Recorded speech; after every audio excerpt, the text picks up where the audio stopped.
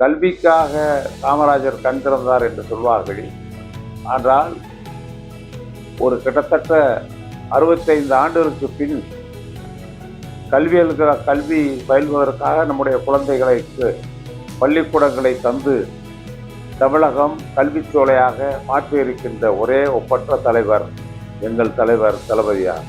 அவர் இன்னும் 100 ஆண்டு அல்ல, 100 ஆண்டுக்கு மேல் வாழ்ந்து தமிழ்நாட்டினுடைய நலனுக்காக, தமிழ் மக்களுடைய உயர்வுக்காக அவர் வாழ வேண்டும், வாழ வேண்டும், வாழ வேண்டும், வாழ்ந்து கொண்டே இருக்க வேண்டும். அதுதான் எங்களுடைய ஆசை. கலைஞர் கனவு இல்லம் என்ற திட்டத்தை அறிமுகப்படுத்தி ஒரு வீட்டுக்கு 3.5 லட்சம் ரூபாய் இந்தியாவில் எங்கேயும் இல்லை, தமிழ்நாட்டில் தான் இந்த திட்டத்தை முதலமைச்சர் அவர்கள் செயல்படுத்தியிருக்கிறார். இப்படி எண்ணற்ற திட்டங்களை செயல்படுத்தி ஒரு பொற்கால ஆட்சியை நடத்தி கொண்டிருக்கிறார். அப்படிப்பட்ட முதலமைச்சர் அவர்கள் இன்றைக்கு தமிழ்நாட்டுக்கு மட்டுமல்ல இந்தியாவுக்கே சிறந்த முதலமைச்சராக, முதல்வருக்கெல்லாம் முதல்வராக சிறந்து விளங்குகிறார். அன்பில் சிறந்த முதல்வர், அரவணைக்கும் எங்கள் தலைவருக்கு மீண்டும் எனது பிறந்த நாள் வாழ்த்துக்களை தெரிவித்துக் கொள்கிறேன்.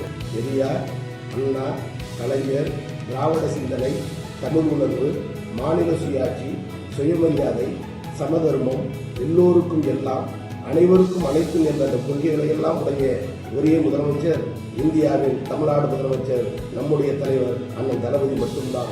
மாநில சமூகம் பிறந்த நாளிலிருந்து இதுவரை வேறுபட்ட சமூகம், ஏற்றத்தாழ்வு நிறைந்தது, மாறுபாடு நிறைந்தது. ஆனால் அனைத்தையும் ஒன்றாக்கி மனிதத்துவம், மனிதத்தன்மை, மனிதம் என்கின்ற ஒற்றை பார்வையில் பார்க்க உயர்ந்த தலைவர் தமிழ்நாடு முதலமைச்சர். அவர் பிறந்தநாள் விழா காணுகிறார். அவர் இன்று மட்டுமல்ல, இன்னும் 100 ஆண்டு, 200 ஆண்டு, அவர் பல்லாண்டு வாழ்ந்து இந்த தமிழகத்தை, திராவிடத்தை வழிநடத்த வேண்டும்.